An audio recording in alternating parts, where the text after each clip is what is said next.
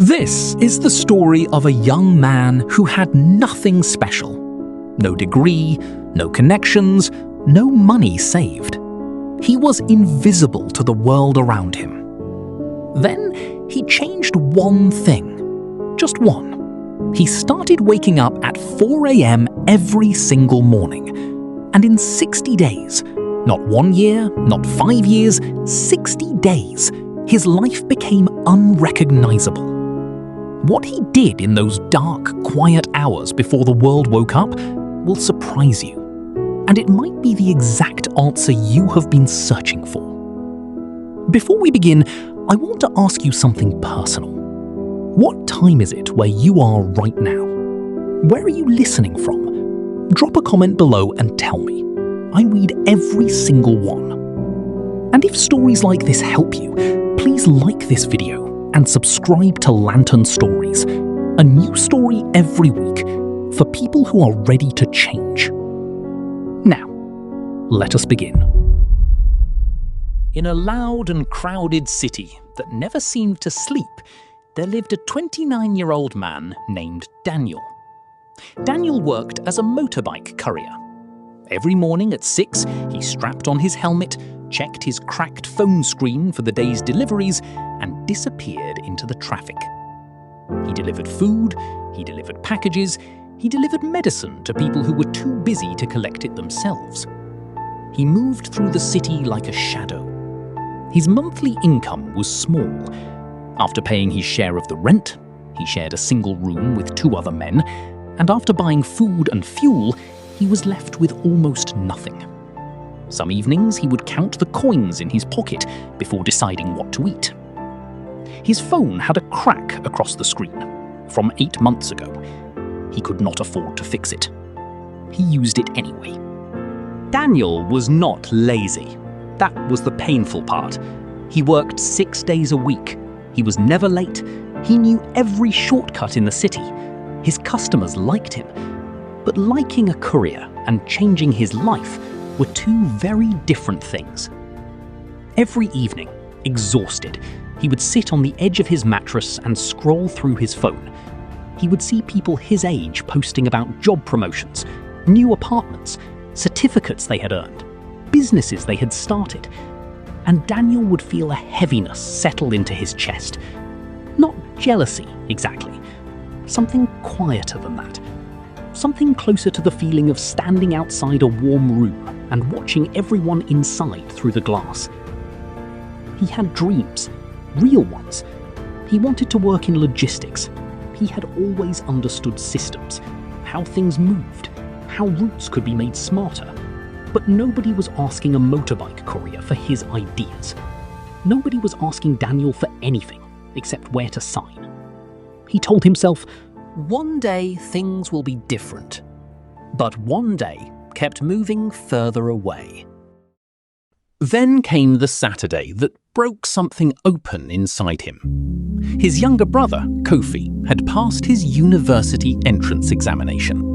The family was celebrating at their mother's house. Daniel took 3 buses to get there. He arrived with a small gift wrapped in brown paper. It was the best he could afford. The house was full of relatives he had not seen in years. There was food on every surface. Music played from a speaker outside. Everyone was smiling. And Kofi was glowing. He deserved it. Daniel believed that completely. His brother had worked hard. This moment was his. But as Daniel stood near the doorway, watching the celebration, an uncle walked past him without stopping. A cousin he had not seen in 2 years hugged Kofi for a long time, then glanced at Daniel and nodded once. Just once. Then looked away. His mother came to him near the end of the evening. She held his face in her hands. She said, Daniel, my son, be happy for your brother. Your time will come. Your time will come. He had heard those words his entire life. He left early. He sat on the last bus home in the dark. The city moved past the window. And in that darkness, Daniel felt something shift. Not sadness, not self-pity, anger. Clean, quiet anger, directed entirely at himself. He whispered to the window, "I am tired of waiting for my time. I am going to go and get it." He did not know how yet, but he knew he meant it. 3 days later, Daniel had his first delivery at 4:30 in the morning. He did not usually work this early. The streets were dark and almost empty. It felt like a different world. Quieter, cooler, cleaner somehow. After completing the delivery, he stopped at a small roadside tea stall he had never noticed before. A single bulb hung above it, plastic stools, a gas flame under a pot. And sitting alone at the end of the counter was an older man. He was perhaps 65. Neatly dressed despite the hour, reading a small book with a pen in his hand, completely calm. Daniel ordered tea and sat 2 stools away. He looked at the man. He said, "Excuse me, sir, why are you here so early?" The man looked up slowly. He smiled the way people smile when they have been asked a question they enjoy. He said, "Because this is the best time. Nobody needs anything from me at 4 a.m, so I use it for myself." Daniel frowned. "For yourself? How?" The man closed his book. He extended his hand. "My name is Mr. Osse. I am retired now, but for 30 years I woke at 4 a.m. every working day, and for the past 12 years since I retired, I have never stopped." "Why not?" Daniel asked. "Because it is not a routine anymore. It is who I am." He looked at Daniel carefully. The helmet on the counter, the cracked phone, the tiredness behind the young man's eyes. "You are a courier?" "Yes, sir." "But you want to be something else." Daniel looked down at his tea. "Yes," he said quietly, "I do." Mr. Osse nodded once. "Then let me ask you something. How many hours a day do you spend building the life you actually want?" Daniel opened his mouth, then closed it. The honest answer was 0. Mr. Osse saw the answer on his face. He said, "That is the problem. And it is also the solution." He picked up his pen. "Let me show you something I call the morning code." Mr. Osse turned to the back page of his book. He wrote 4 lines. He said, 4 hours, 4 rules, 1 code. If you follow it for 60 days without missing a single morning, not 59, not 58, exactly 60, I promise you that you will not recognize your own life. Daniel leaned forward. Rule 1. Mr. Osse tapped the first line.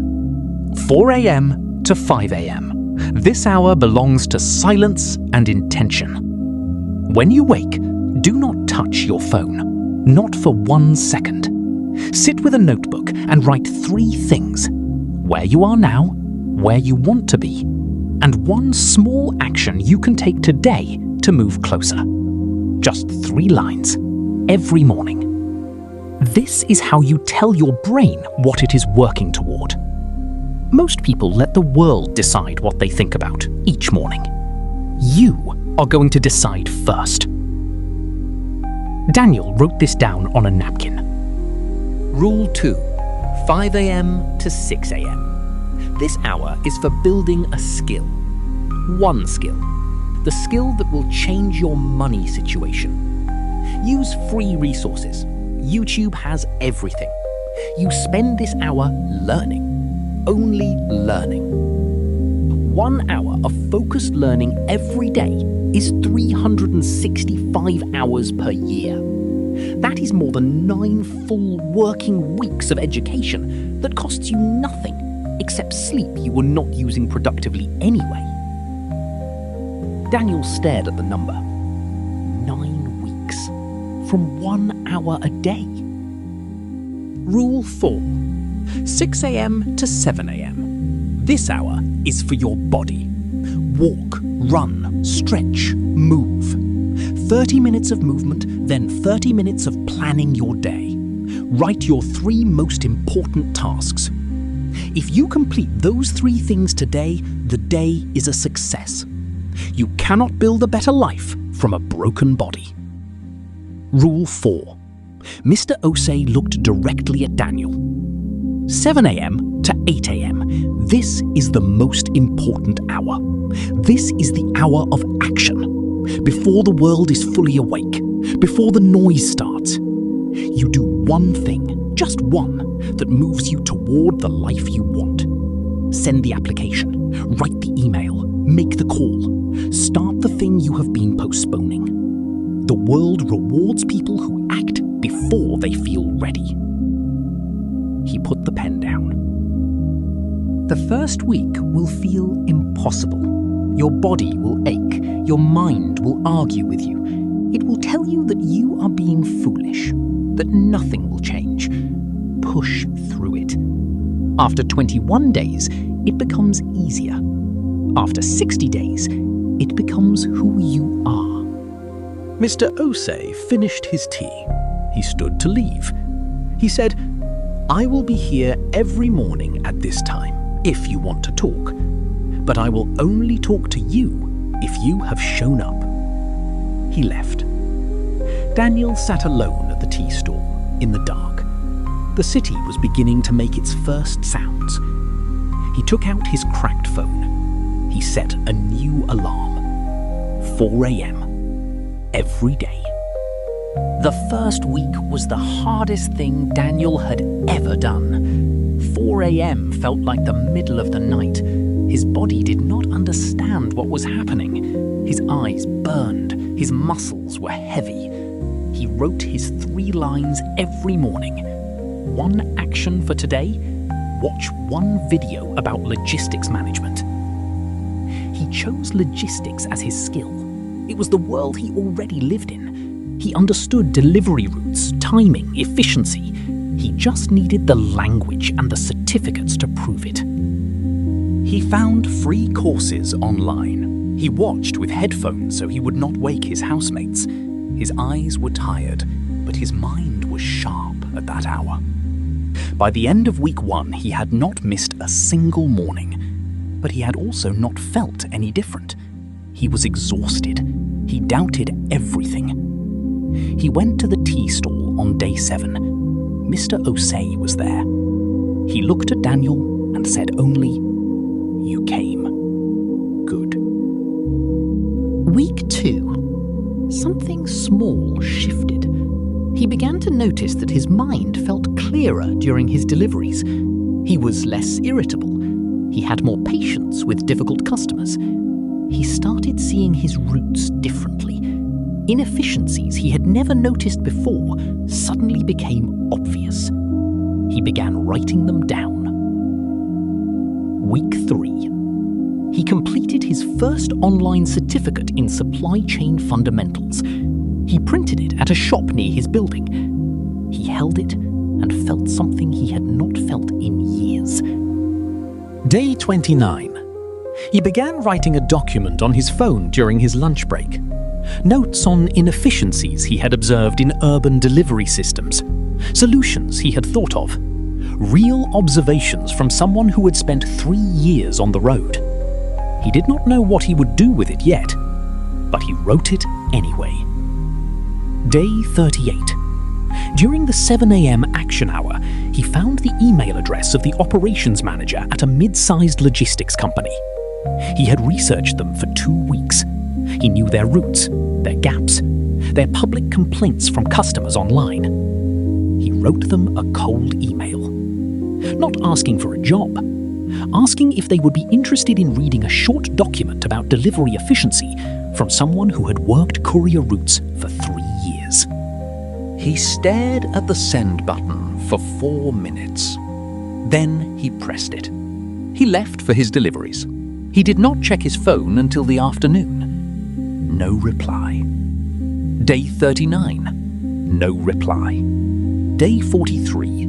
He almost did not check. Day 44. There was a reply. The operations manager wrote, "This is an unusual email. I do not usually respond to these, but your observations are specific, and some of them are correct. Would you be available for a short phone call?" Daniel read it 3 times. Then he went to the tea stall, even though it was not 4 a.m. Mr. Osei was not there. So Daniel sat alone and allowed himself, for the first time in years, to feel something like hope. Day 52. He had his phone interview. He sat in a quiet corner of a park in his best shirt. He spoke for 34 minutes. He answered questions about systems, routes, communication. He used words he had learned in the past 52 mornings. He was calm. He was specific. He sounded like someone who knew what he was talking about. Because he did. Day 57. He was invited to a short in-person meeting. He borrowed a clean jacket from one of his housemates. He arrived 15 minutes early. He sat in a waiting room surrounded by people who looked more polished, more educated, more prepared. He breathed slowly. He thought about 4 a.m. He thought about 57 mornings of showing up when it would have been easier not to. He thought, "I have already done the hardest thing. This is just a conversation." Day 60. Daniel woke at 4 a.m. for the 60th consecutive morning. He wrote his 3 lines. That afternoon, his phone rang. The operations manager. She said, "Daniel, we would like to offer you a position as a junior operations coordinator. You would start in the office. Your salary would be..." She said a number.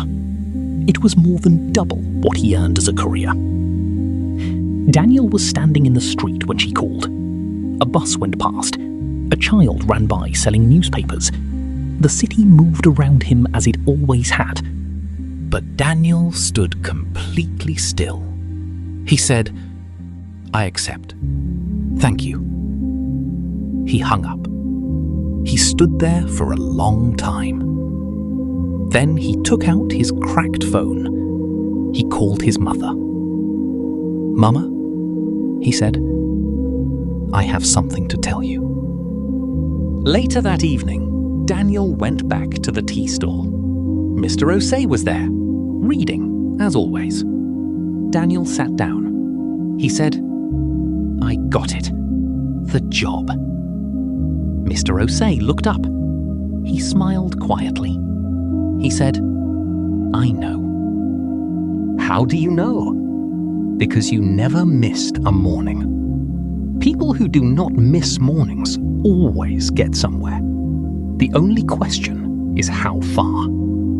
He picked up his book again. Then he said one more thing without looking up. "Do not stop waking at 4 a.m., Daniel. You think the job was the reward. The job is just the beginning. The real reward is who you became in those 60 mornings. That person can do anything." Daniel nodded. He did not say anything else. He ordered tea. He sat in the quiet. And for the first time in a very long time, he did not feel invisible. My friend Daniel's story is about something very simple. Not talent, not luck, not connections or degrees or money. It is about 4 hours. 4 hours that the whole world ignores every single morning. The hours between 4 a.m. and 8 a.m. When everything is quiet, when your mind is clear, when the distractions have not started yet, when you can build the life you want without anyone interrupting. Most people sleep through those hours, or they wake and immediately fill them with noise, phones, news, other people's lives. But a few people, the ones who quietly change their lives, they protect those hours. They treat them like the most valuable hours of the day, because they are.